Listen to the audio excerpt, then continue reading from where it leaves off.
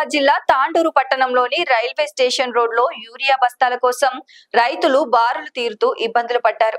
ఈ విషయం తెలుసుకున్న జిల్లా గ్రంథాలయ సంస్థ మాజీ చైర్మన్ రాజు గౌడ్ అక్కడికి చేరుకుని రైతుల సమస్యలను అడిగి తెలుసుకున్నారు. ఈ సందర్భంగా ఆయన మాట్లాడుతూ రైతులను కాంగ్రెస్ ప్రభుత్వం వేధింపులకు గురి చేస్తుందని, రైతు బంధు, రైతు బీమా, భరోసా పథకాలు సక్రమంగా అమలు కావడం లేదని విమర్శించారు. రైతులను రోడ్డుపైకి తెచ్చిన ఘనత కాంగ్రెస్ ప్రభుత్వానికే దక్కుతుందని అన్నారు. రైతుల ఇబ్బందులను తొలగించేలా ప్రభుత్వం చర్యలు తీసుకోవాలని డిమాండ్ చేశారు.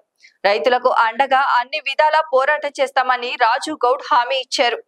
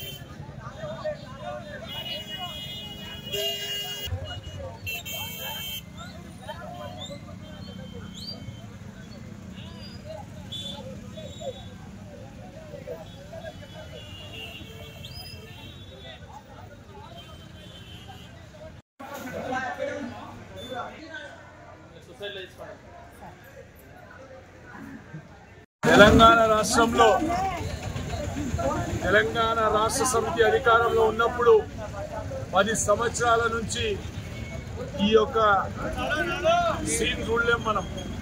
కానీ 2 సంవత్సరాల కాంగ్రెస్ పరిపాలనలో పోలీసులను పెట్టి యూరియా బస్సులు వచ్చే పరిస్థితి ఈ యొక్క ప్రభుత్వానికి, ఈ యొక్క అధికారులకు వచ్చిన సంగతి రైతులందరూ కూడా గుర్తుపెట్టుకున్నారు. ఎట్లుండే తెలంగాణ, ఎట్లయిపోయింది తెలంగాణ. 2 సంవత్సరాలలో దాదాపు 600 మంది రైతులు చనిపోయిన ఈ యొక్క కాంగ్రెస్ పరిపాలనలో. మరి ఈరోజు యూరియా దొరకకపోవడం, సరైన సమయానికి రైతు బంధు రాకపోవడం, 24 గంటలు ఉచిత కరెంట్ అని దాన్ని తుంగలో దొక్కి మరి సమయానికి నీళ్లు వదలకుండా మరి అనేక రకాల రైతులకు ఇబ్బంది పెడుతున్న ఈ యొక్క ప్రభుత్వాన్ని ప్రజలు గుణపాఠం చెప్తారని చెప్పేసి ఈ సందర్భంగా చేసుకున్నారు.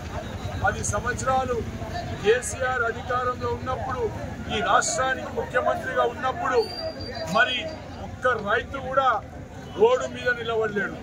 మరి రేవంత్ రెడ్డి ఒక పాట ఉన్నది ఎన్నికల్లో, ఆనాటి రోజులు తెస్తా అన్నాడు, తెచ్చిండు ఆనాటి రోజులు చెప్పులు లైన్లో పెట్టుడు, 3 గంటల రాత్రికి వచ్చుడు.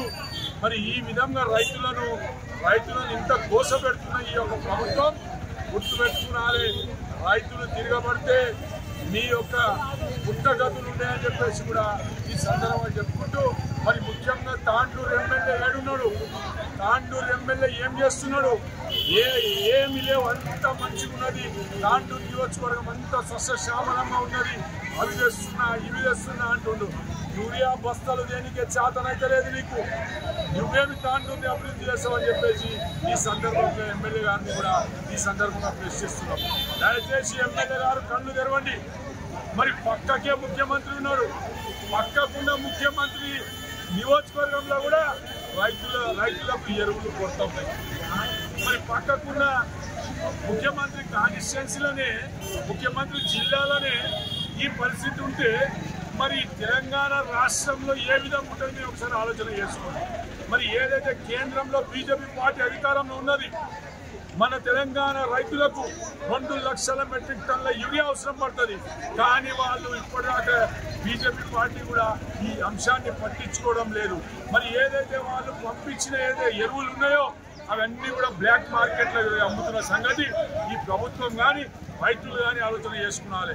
మరి రైతులను బాధ పెడితే ఈ యొక్క ప్రభుత్వం సర్వనాశనం అయిపోతుంది. రాబోయే దినాల్లో ఖచ్చితంగా గుణపాఠం చెప్తామని చెప్పేసి తెలియజేసుకుంటూ, రైతులకు అండగా మేము నిలబడతాం. టీఆర్ఎస్ పార్టీ నిలబడుతుంది. కేటీఆర్ గారు, కేసీఆర్ గారు, మా నాయకులు అందరం కూడా మేము రైతులకు అండగా నిలబడతాం.